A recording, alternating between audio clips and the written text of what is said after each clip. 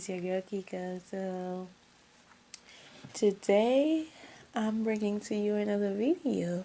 Welcome back to my channel, and before I get started, please make sure you click the subscribe button down below and the little bell icon. What's wrong with me tonight? So you guys can be notified every time I post a new video.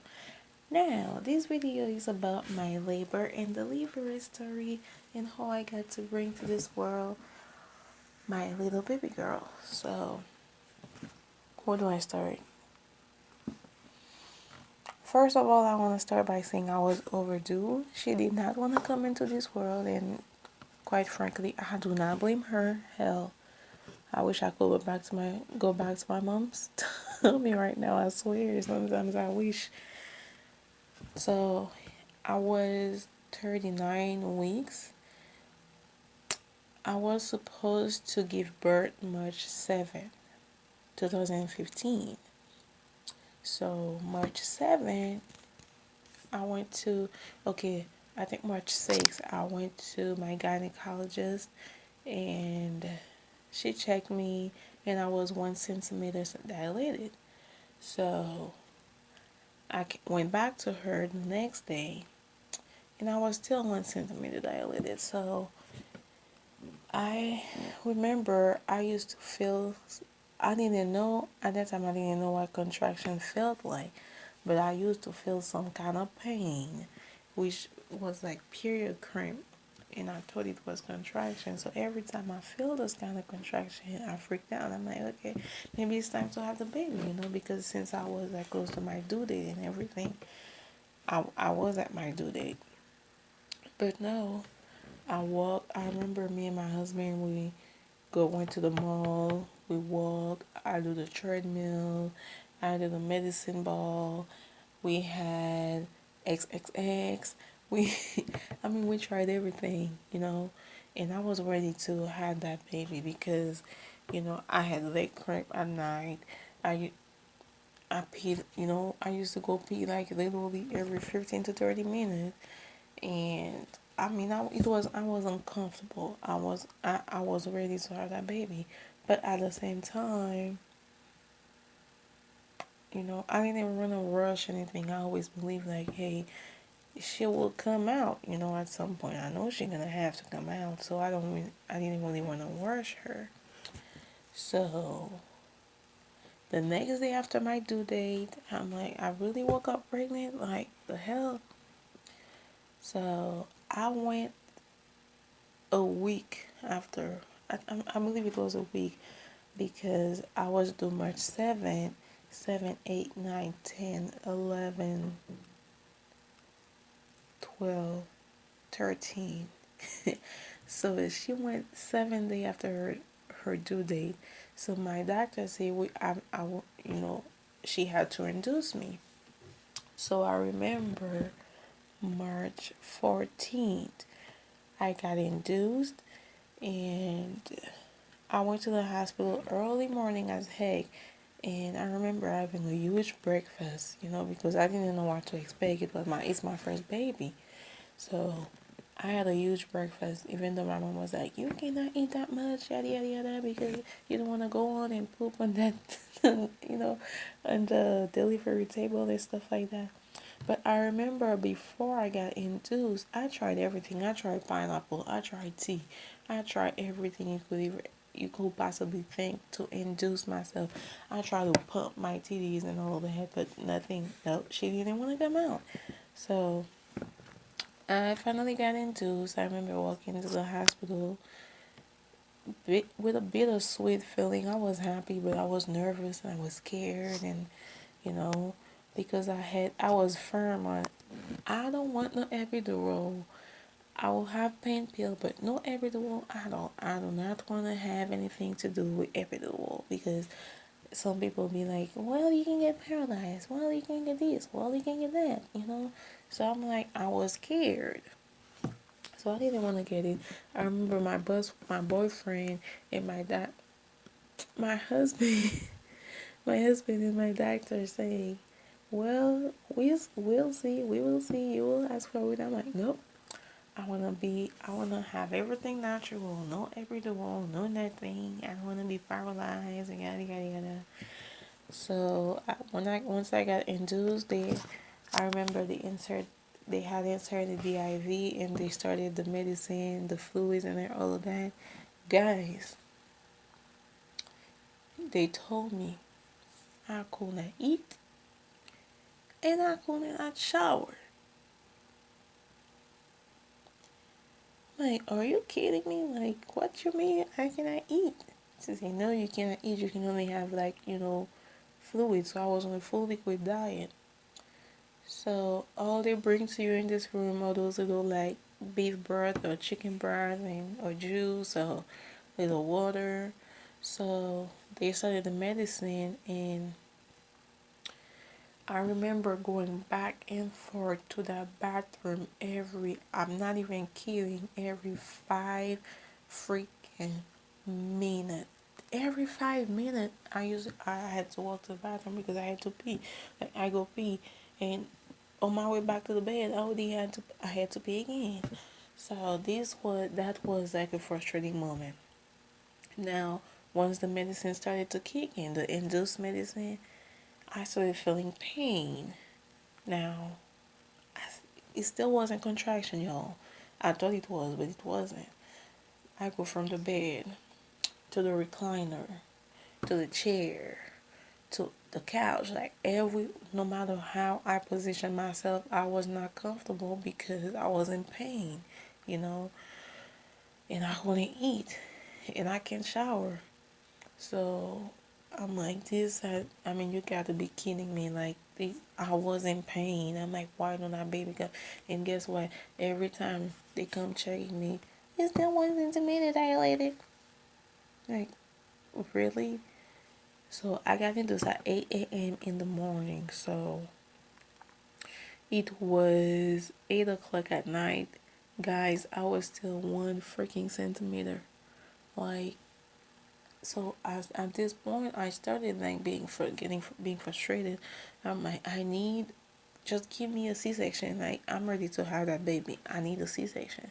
So they were like, no, the baby's fine. The baby's heart rate is fine. Like, everything is okay. So we cannot give you a C-section, unless it's an emergency situation. I'm like, well, I'm not fine. I can eat, I can shower, I'm in pain. So I need the baby out of me. I started being really frustrated, I remember. And I remember that night, they gave me, I don't know what it was, hydrocodone, some kind of strong ass pain medicine.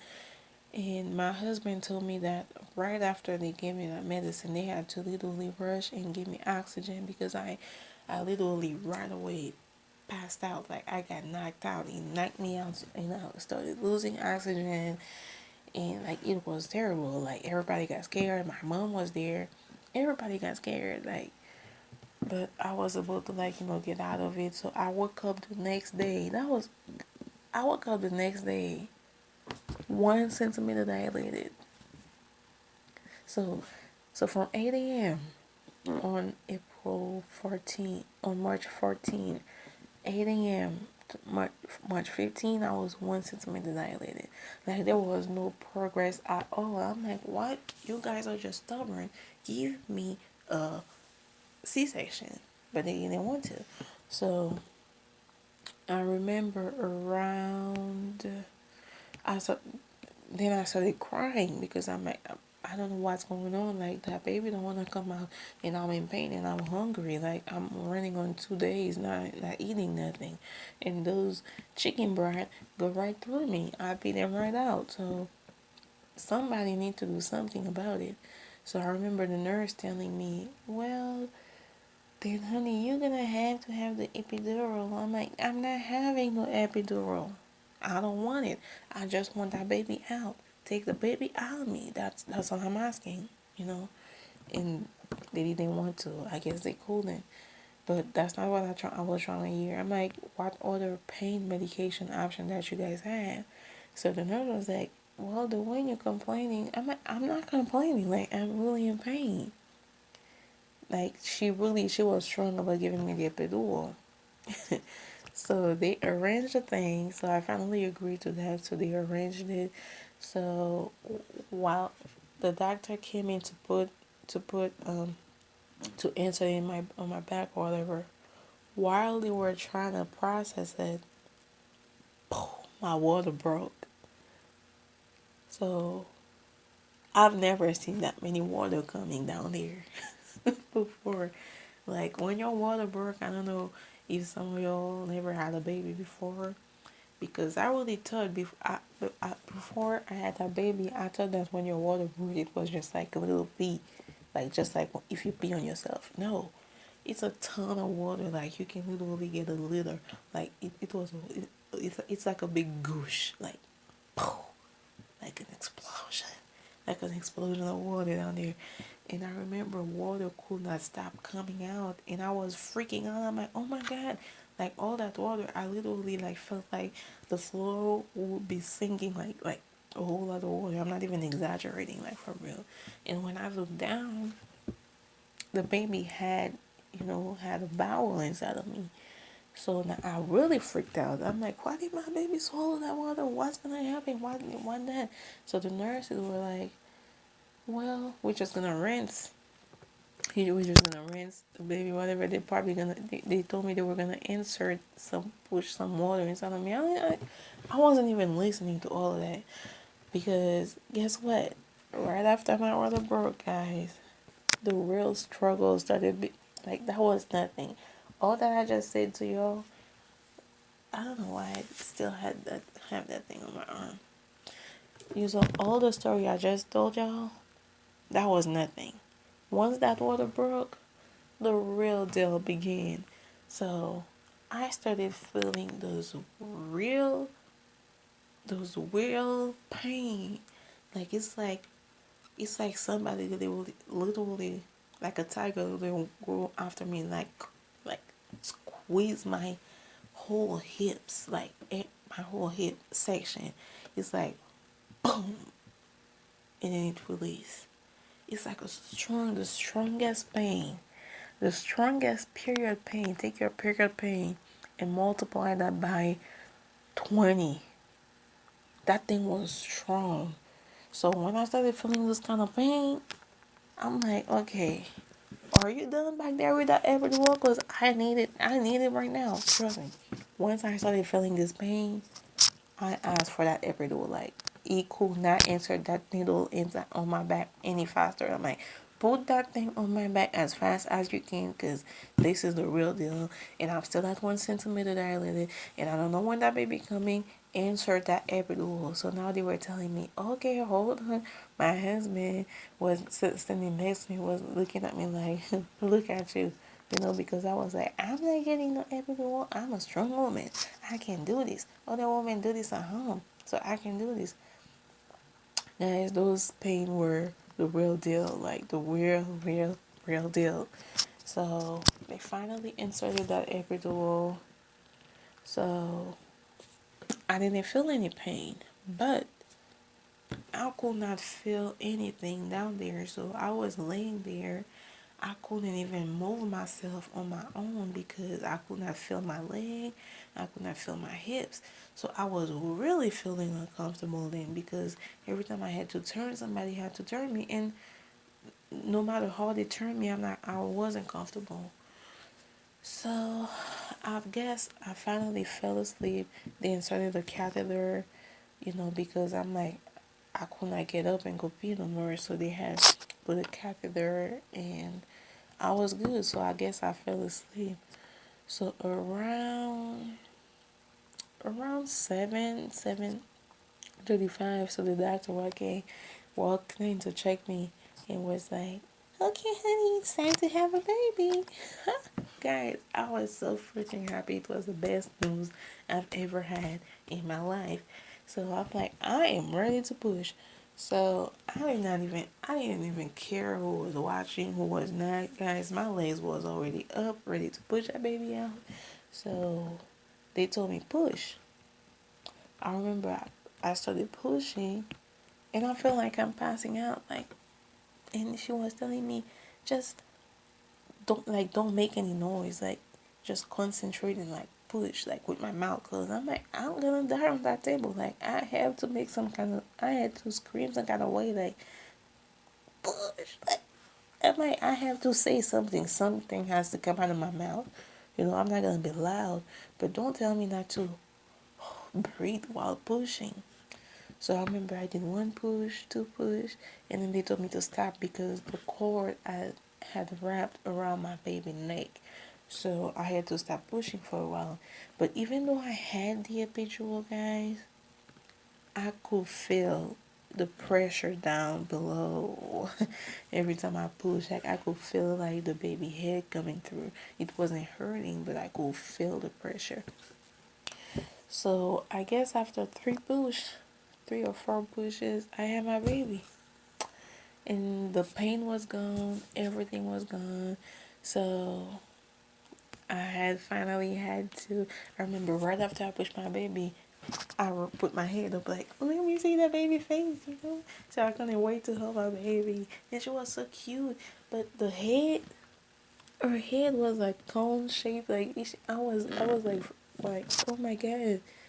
And my mom was like, my mom told me to keep like rubbing her head because of the core head. They told me like, it's gonna go down, it's gonna go down. It's because your head has to be shaped like your vagina kind of thing. I don't know if it's TMI, but I heard her head has to be shaped in a certain way so it can pass through. So they explained it to me, so I was fine with it. And yeah, so I spent 2 days in labor. I was 7 days overdue, and I got induced, and I had my baby the next day. I got induced, and I stayed 2 more days in the hospital. So after I had my baby, they had to sew me back in because I had a tear from down there to my butt. I swear to all the way down. So it was people be like, I would do it again if I had to have another baby like my baby, but as far as the whole labor and delivery experience, no, I don't think so. It's like after I had my baby, I'm like, I don't blame people that just schedule a C-section, to be honest with you, because it's exhausting. And after you have that baby, I remember I snapped on one of those nurses because they don't really let you relax. They don't let you.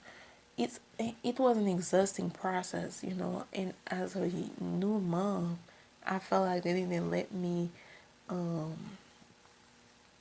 what's the word? Recover.